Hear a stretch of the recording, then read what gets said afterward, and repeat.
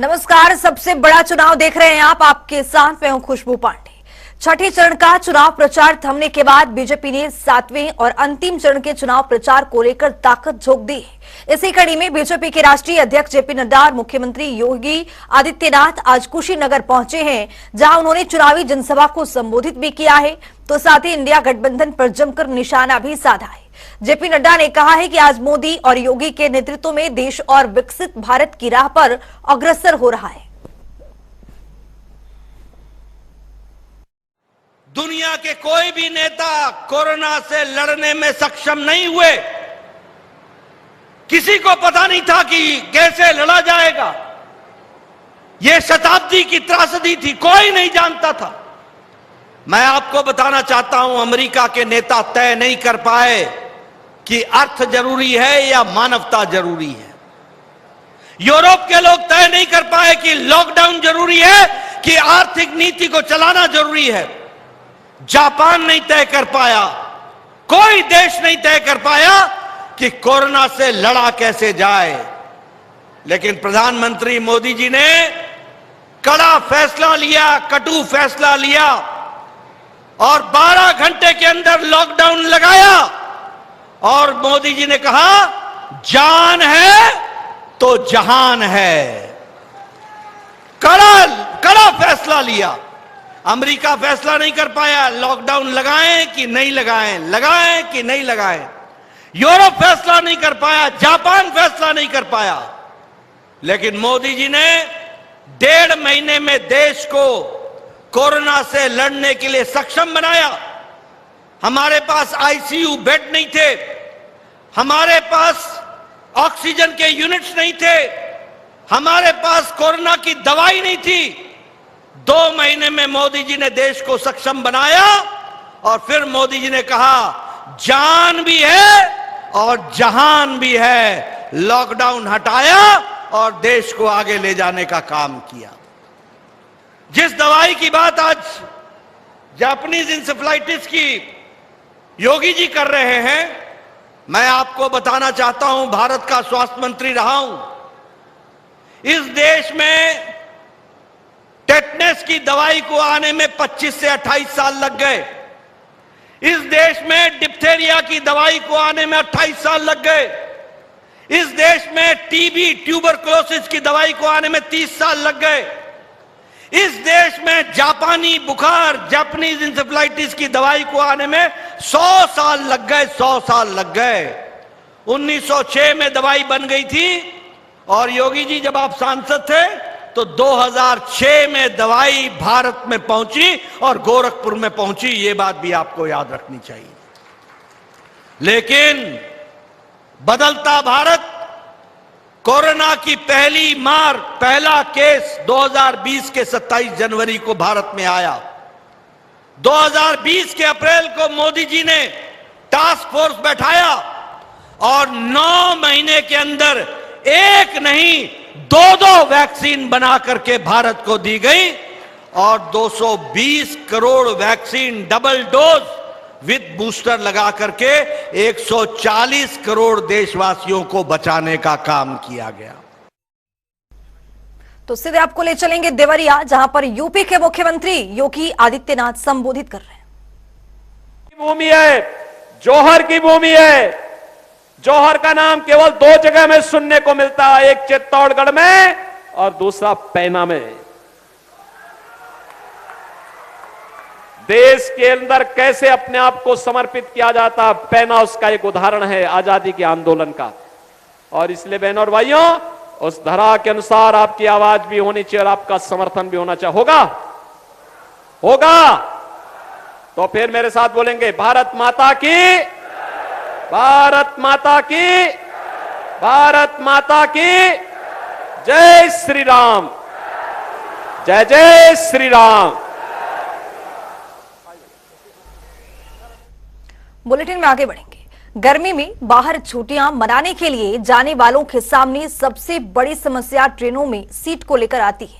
ऐसे में आईआरसीटीसी ने कई ट्रेनों में लोगों को विशेष पैकेज टूर पर घूमने की सुविधा शुरू की है। लखनऊ से शिमला, वैष्णो देवी, शिरडी त्र्यंबकेश्वर या फिर नैनीताल के लिए ट्रेन टूर पैकेज पर घूमने का कार्यक्रम बना सकते हैं। इसे लेकर हमारे संवाददाता टीएन मिश्रा ने आईआरसीटीसी के मुख्य क्षेत्रीय प्रबंधक अजीत कुमार सिन्हा से खास बातचीत की है। देखिए, शुरू हो गई हैं और ट्रेनों में जो 4 महीने पहले आरक्षण फुल हो चुके हैं, जिनको अचानक गर्मी की छुट्टियों में बाहर जाना है, उनके सामने कोई विकल्प नहीं रह गया है। लेकिन एक तरफ यहाँ ट्रेनों में जगह नहीं मिल पा रही, दूसरे विमानों का किराया बहुत महंगा है। इन स्थितियों के बीच में आईआरसीटीसी ने तमाम ऐसी व्यवस्थाएं की हैं कि लोग इमरजेंसी में अगर जाना चाहते हैं, अचानक ट्रैवल प्लान बनाते हैं, तो उनके पास तमाम संभावनाएं हैं। और इसके जानकारी के लिए हमारे साथ अजीत सिन्हा जी हैं, तो मैं उनसे जानना चाहूंगा कि क्या क्या व्यवस्था है। मैं बताऊं कि आईआरसीटीसी उत्तर क्षेत्र आरओ जो रीजनल ऑफिस लखनऊ का है, इसके तहत जितने भी प्रमुख ओरिजिनेटिंग स्टेशंस हैं, जैसे कि गोरखपुर है, लखनऊ है, वाराणसी है, देहरादून है, तो इन स्टेशनों से जो चलने वाली गाड़ियां हैं, उन गाड़ियों में अलग अलग डेस्टिनेशन जो प्रमुख तीर्थ स्थलों के लिए या प्रमुख पर्यटन के दृष्टिकोण से जो महत्वपूर्ण स्थल हैं, उनके लिए जो गाड़ियां चलती हैं, उनमें कुछ कुछ सीटें रिजर्व होती हैं। जैसे किसी में 6 सीट है, किसी में 10 सीट है, जो सेकंड एसी और थर्ड एसी की सीट होती हैं। इसमें परिवार के साथ आप यात्रा कर सकते हैं। जैसे वैष्णो देवी के लिए काफ़ी भीड़ होती है, 2237 जो गाड़ी है जो वाराणसी से चलती है, तो उस गाड़ी में आपके पास 10 सीट का प्रावधान होता है, जिसमें परिवार के साथ आप यात्रा कर सकते हैं। और ये एक टूर पैकेज के तौर पे उपलब्ध होता है, जिसमें आना जाना, वहाँ रहना, घूमना, ये सारा शामिल होता है। इसी तरीके से गोरखपुर से चलने वाली गाड़ी जो गुजरात के लिए जाती है, तो गुजरात के जो प्रमुख स्थल है उसके भ्रमण का मौका मिलता है। फिर लखनऊ से गाड़ी पुणे के लिए जाती है, शिरडी त्र्यंबकेश्वर का दर्शन उसके माध्यम से किया जाता है। वैसे ही कुछ गाड़ियां जो लखनऊ से नैनीताल के लिए चलती है या देहरादून से वाराणसी के लिए चलती है, इन तमाम गाड़ियों में रेल टूर पैकेज के माध्यम से लोगों को एक यात्रा का अवसर मिलता है, जिसमें परिवार सहित वो यात्रा कर सकते हैं। ट्रेनों की बुकिंग के लिए जो है लोगों क्या करना चाहिए और कैसे आईआरसीटीसी से संपर्क करें वो? देखिए, बुकिंग के लिए जब आईआरसीटीसी के पोर्टल पे आप जाते हैं www.irctctourism.com, तो टूर पैकेजेस का एक ऑप्शन दिखता है आपको। टूर पैकेजेस को ओपन करेंगे तो उसमें मल्टीपल ऑप्शन दिखेंगे, air package, rail tour package. तो उसमें रेल टूर पैकेज को जब आप क्लिक करेंगे और जिस ओरिजिनेटिंग पॉइंट से, एग्जाम्पल के तौर पे अयोध्या कैंट से एक गाड़ी रामेश्वरम के लिए चलती है, इसमें हर हफ्ते ये गाड़ी चलती है और इस गाड़ी में 10 सीटों का प्रावधान रहता है। उसी तरीके से लखनऊ से कामाख्या के लिए गाड़ी चलती है। तो आपको जिस डेस्टिनेशन से अपनी जर्नी स्टार्ट करनी है या इन रूट स्टेशंस जहां पे वो गाड़ी रुकती हो, वहां से भी आप अवेल कर सकते हैं ऐसी यात्राओं को। तो उसमें सारे पैकेज डिटेल्स आपके सामने उपलब्ध होते हैं और बहुत ही किफायती दर पे एक यात्रा पैकेज, पूरा पैकेज आपके सामने उपलब्ध हो जाता है। इसके अलावा आईआरसीटीसी जो है फॉरेन टूर्स भी करा रहा है लोगों को, तो डोमेस्टिक साथ फॉरेन टूर्स में कहाँ ऐसी कौन कौन डेस्टिनेशन है जहाँ पर हम जुलाई में या अगस्त में लोग जा सकते हैं? देखिए, अभी लखनऊ से कई यात्राएं आयोजित की गई हैं, जिसमें जो प्रमुख स्थल हैं यूरोप का है, भूटान का है, थाईलैंड का है। और आने वाले समय में अभी थाईलैंड का पैकेज जो जुलाई में आ रहा है, अगस्त में बाली और थाईलैंड है। फिर सितंबर ऑनवर्ड्स वियतनाम, मॉरिशस, इस तरह से अलग अलग जो देश हैं जहां पे लोग यात्रा करना चाहते हैं, उनके लिए पैकेजेस प्लान्ड हैं। तो ये थे अजीत सिन्हा जी, जिनका सीधे से कहना है कि जिन लोगों ने अभी टिकट नहीं लिए हैं या आप जाना चाहते हैं गर्मी छुट्टियों में, तो नैनीताल जाना है तो उनके लिए जगह मिल जाएगी। अगर उनको शिरडी जाना जगह मिल जाएगी, रामेश्वरम जाना तो ट्रेन में जगह मिल जाएगी। तो वो परिवार के साथ आराम से जा सकते हैं, टिकट ले सकते हैं। पूरा पैकेज उनके लिए तैयार होगा कि ताकि जो है उन्हें कोई खुद दिक्कत ना उठानी पड़े, और वो जाएंगे तो हर जगह उनको गाड़ी मिलेगी, हर जगह उनको रहने की व्यवस्था होगी और पिकअप और ड्रॉप उनका जो रेलवे से आरक्षित कन्फर्म टिकट के जरिए होगा। कैमरामैन रियाद के साथ टीएन मिश्रा, जनता टीवी, लखनऊ। राजधानी लखनऊ के ला मार्टिनियर ग्राउंड में टेनिस क्लब में अंडर 14 एज ग्रुप के बच्चों के लॉन्ग टेनिस टूर्नामेंट का आज समापन हो गया है। 20 मई से आयोजित इस टूर्नामेंट में अन्य प्रदेशों से आए बच्चों ने भाग लिया है। वहीं इस टूर्नामेंट में यूपी के रोहिन राज और शरण्या श्रीवास्तव ने बाजी मारी है। टूर्नामेंट समापन के मौके पर महिला आयोग की पूर्व अध्यक्ष पूनम सागर और उत्तर प्रदेश टेनिस एसोसिएशन के सचिव पुनीत अग्रवाल भी बच्चों की हौसला अफजाई करने के लिए मौजूद रहे। हमारे संवाददाता तौकीर किदवाई ने खास बातचीत की है, देखिए। All India tennis academy Lucknow में आज अंडर 14 जो एज ग्रुप है उसका जो टूर्नामेंट चल रहा था उसका समापन हो गया है। सचिव हमारे साथ हैं। सर, किस तरह से टूर्नामेंट हुआ, बच्चों ने पार्टिसिपेट किया, कहाँ से बच्चे आए थे? इसमें पूरे इंडिया से बच्चे आए थे और हर स्टेट से बच्चे आए थे। महाराष्ट्र से आए थे, गुजरात से आए थे और आपके कुछ बंगाल से भी आए थे। बहुत अच्छा टूर्नामेंट हुआ। ये ऑल इंडिया टेनिस एसोसिएशन का टूर्नामेंट है। इसमें सभी प्रदेश के खिलाड़ी पार्टिसिपेट करते हैं। यूपी टेनिस एसोसिएशन ने ये टूर्नामेंट एसडीएस एकेडमी को अलॉट किया था। एसडीएस एकेडमी ने ये टूर्नामेंट बहुत अच्छा कराया है और एक श्रृंखला करा रहे हैं यहाँ पे टेनिस को बढ़ावा देने के लिए। एसडीएस एकेडमी, मेरी ये कामना है इसी तरह से टूर्नामेंट कराए। आज की डेट में ये बहुत सक्सेस टूर्नामेंट है। इसमें जितने ही बच्चे आए हैं किसी की कोई कंप्लेन नहीं है और आइटा से जो मुझे आज की डेट में प्राप्त हुए हैं वहाँ से गाइडेंस की कोई भी कंप्लेन नहीं है। एक अच्छा टूर्नामेंट कराया गया है और मुझे उम्मीद है ये एकेडमी आने वाले समय में रेगुलर इसी तरह से टूर्नामेंट कराती रहेगी। और इन्होंने रेगुलर टूर्नामेंट कराने का वादा भी करा और कुछ टूर्नामेंट इन्होंने रेगुलर लिए भी हैं। कुछ नेक्स्ट मंथ में लिए हैं, कुछ अगले और मंथों में लिए हैं। एसडीएस एकेडमी टेनिस को बढ़ावा दे रही है, इसी तरह से बढ़ावा देती रहेगी। बहुत शुक्रिया। देखिए, कुछ बच्चे भी हैं जिन्होंने आज पार्टिसिपेट किया था। आप लोग खेल रहे थे, कैसा लग रहा, कितना टाइम से खेल रहे हैं? मैं तो अभी 5 साल हो गए मुझे खेलते हुए। 5 साल से खेल रहे हैं आप? क्या एज है आपकी? अभी मैं इस साल 11 इयर्स की हो जाऊंगी। बहुत छोटे से खेल रहे हैं आप। कैसा लगता है जब आप टेनिस के कोर्ट में उतरते हैं, कैसा महसूस होता है? बहुत अच्छा फील करता है। आपके हाथ में ट्रॉफी है। कैसा लगा आज टूर्नामेंट जब हुआ था? बहुत अच्छा लगा। पहला टूर्नामेंट था? नहीं, ये आइटा जो था वो मेरा 5th या 6th था ये, और ये मेरा 3rd ईयर है खेलते हुए और मेरी एज है 10 इयर्स। अभी 10 इयर्स की हूँ, अभी इसी साल में 11th हो जाऊंगी। अच्छा, तो आगे भी खेलना है ना अभी? करियर इंस्पायर कौन करता है? मम्मा। अच्छा, कोई खिलाड़ी ऐसा जो इंस्पायर करता है? हाँ, आर्याना सबलिंका। तो देखिए, और भी बच्चे हैं यहाँ पे, बहुत छोटे छोटे बच्चे जो इस एकेडमी से जुड़े हुए हैं और लंबे समय से यहाँ खेल रहे हैं। तो बेटा, आप कब से खेल रहे हैं यहाँ पे? मैं 6 साल से खेल रही हूँ। अभी जब आज टूर्नामेंट में पार्टिसिपेट किया था तो कैसा महसूस हुआ? क्या लग रहा था कि जीतना है? अच्छा महसूस हुआ। और भी देखिए, ये देखिए, इनकी एज देखिए। आप कब से खेल रहे हैं? पता नहीं। 2 इयर्स। 2 इयर्स। आप कब से खेल रहे हैं? 5 इयर्स। आज से टूर्नामेंट हुआ तो क्या बहुत कॉम्पिटिटिव फील हो रहा था? कैसा? हाँ, मतलब कि आपको मतलब कंपटीशन अच्छा मिल रहा था और बाकी सब चीजें अच्छी थी। तो क्या पोजीशन रही है आपकी? अच्छा। हाँ, क्या पोजीशन रही है आपकी? मैं विनर। अच्छा, आप विनर हो। हाँ। तो देखिए, ये सब बच्चे हैं जो आज पार्टिसिपेट कर रहे थे और इन्होंने यहाँ पर बहुत से बच्चे जो जीत दर्ज की है इन्होंने और बहुत से बच्चे सेकंड आए, लेकिन हौसला अफजाई के लिए टूर्नामेंट हो रहा था। फिलहाल आज तरह से ही कहा जा रहा है कि आगे भी टूर्नामेंट होंगे। फिलहाल एसडीएस की बात की जाए तो लखनऊ में यहाँ पर कई बच्चे जो आज लखनऊ से जुड़े हुए थे और अलग अलग प्रदेशों से भी बच्चे आज इस खेल का हिस्सा बने। कैमरा पर्सन आशीष के साथ तौकीर किदवाई, जनता टीवी लखनऊ। आवाज 4 मिनट में 18 मंडल का। फिरोजाबाद में अवैध असलहे के साथ सिपाही का वीडियो वायरल। फायरिंग करते हुए वीडियो की पोस्ट एसएसपी ने वीडियो का संज्ञान लेते सिपाही को किया लाइन हाजिर। बांदा में चोरों ने पुलिस को दी है खुली चुनौती। घर के बाहर खड़ी स्कूटी करी पार। चोरी की घटना सीसीटीवी में हुई कैद। इटावा में दबंगों का कहर जारी। घर में घुसकर मां बेटी के साथ की मारपीट। मारपीट का वीडियो हो रहा वायरल। सहारनपुर के रामनगर तिगरी गांव के जंगल में दिखा है तेंदुआ। वन विभाग टीम तेंदुए की तलाश में जुटी।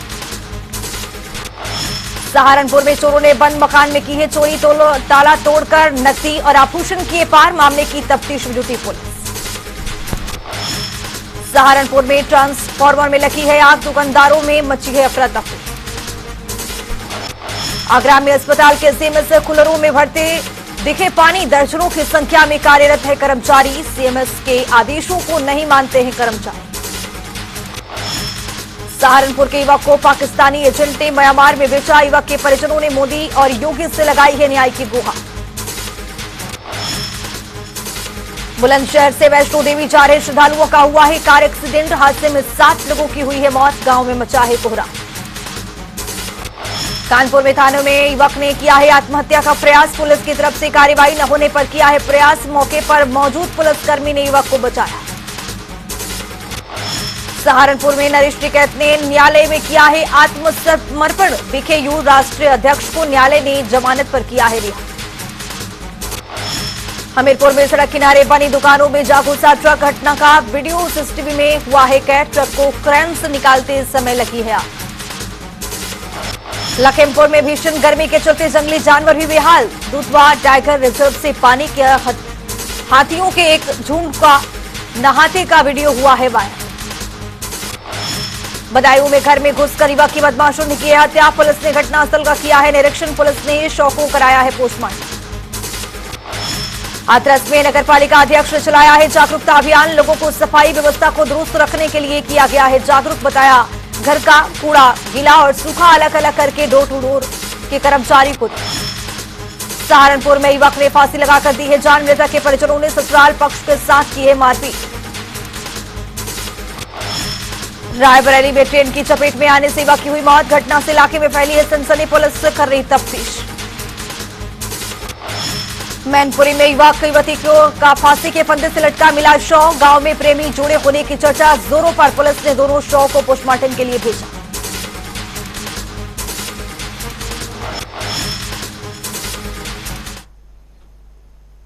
पूर्वांचल में चुनावी जनसभाओं को संबोधित करने यूपी के सीएम योगी आदित्यनाथ आज महाराजगंज में बीजेपी प्रत्याशी के समर्थन में एक चुनावी जनसभा को संबोधित किया है और बीजेपी प्रत्याशी के समर्थन में वोट की अपील की है। अपने संबोधन में उन्होंने कहा है कि गठबंधन पूरी तरह से फेल हो चुका है।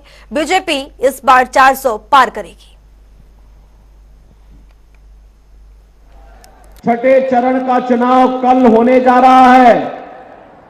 बहन और भाइयों, 5 चरणों के चुनाव में अब तक जो सुनामी है मोदी जी के समर्थन में, उसको देख के मैं कह सकता हूं कि पूरे देश के अंदर जो नारा है, जो स्वर गूंज रहा है, एक एक नागरिक के मन में एक ही भाव है और वह भाव है कि फिर एक बार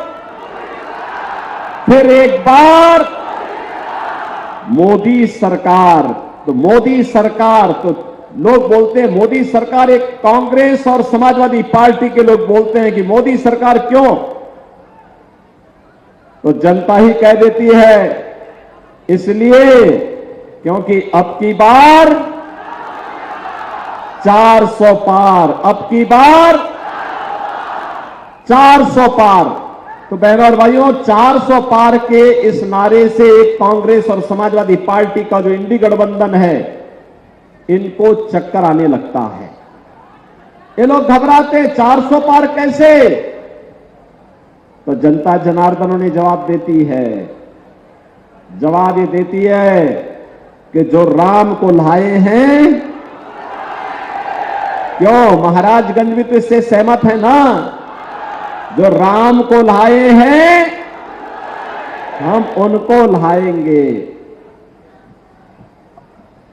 तो वे इससे घबरा जाते हैं क्योंकि एक तरफ राम भक्त हैं मोदी जी के नेतृत्व में और दूसरी तरफ राम द्रोही हैं जो राम का तो विरोध करते ही रहे हैं और विरोध करते करते भाजपा का विरोध करते हुए राम का विरोध किए हैं और भगवान राम का विरोध करते करते अब भारत का विरोध कर रहे हैं। इस बुलेटिन में अभी के लिए इतना ही। देश और दुनिया के तमाम खबरों के लिए बने रहिए जनता टीवी के साथ।